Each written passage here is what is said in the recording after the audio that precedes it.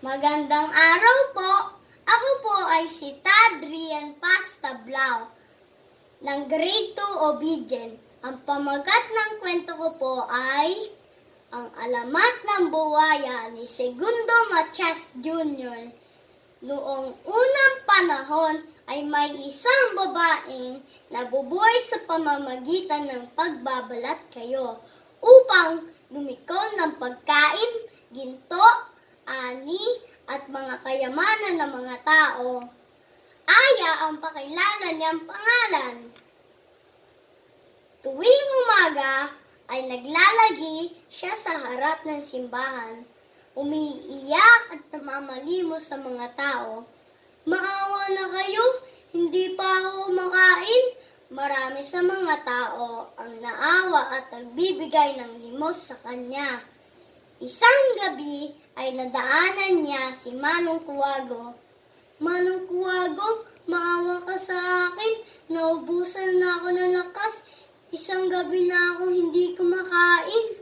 At ibinigay ni Manong Kuwago ang tangan niyang isda. Nang gabi ring iyon ay namataan niya ang pulubi. Nakakalakad na ito ng tuwid. Isa-isa nitong tinatanggal ang gula-gulanit na damit, ang mga dumi sa katawan at ang kanyang peluka. Sinundan ito ni Manong Kuwago. Nakita niya ang tunay na anyo ng pulubi at maging ang maraming pera na nalikom nito sa palalimot sa mga tao. Ibinalita ni Manong Kuwago ang kanyang nakita, subalit walang naniwala sa kanya. Isang araw, habang nasa simbahan ito, ay lumapit si Manong Kuwago kay Aya.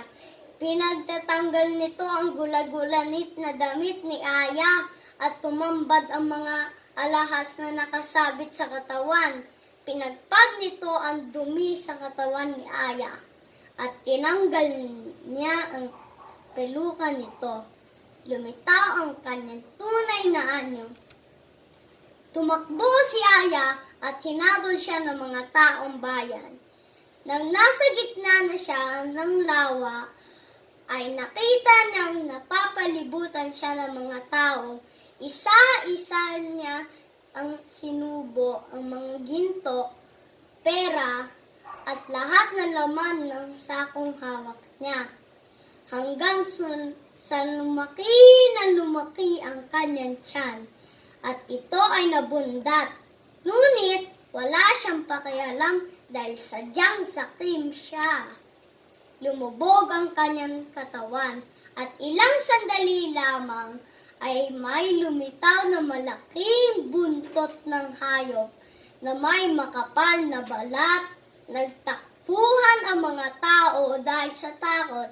Mula noon, hindi na sila bumalik sa lawa dahil marami ang nagsasabi na may lumilitaw na nakakatakot na malaking hayop na may malaking bibig, matutulis na ngipin at magaspaw na balat. Mula noon ay tinawag nila itong buwaya. Ang mabuting pakikipagkapwa ay mahalaga sa ating komunidad. Ang pagiging matulungin ay isang paraan ng mabuting pakikipagkapwa. Ang aral sa ating kwento ngayon ay dapat huwag tayo maging sakim at tayo ay matutong tumulong sa pangangailangan ng ating kapwa. Maraming salamat po!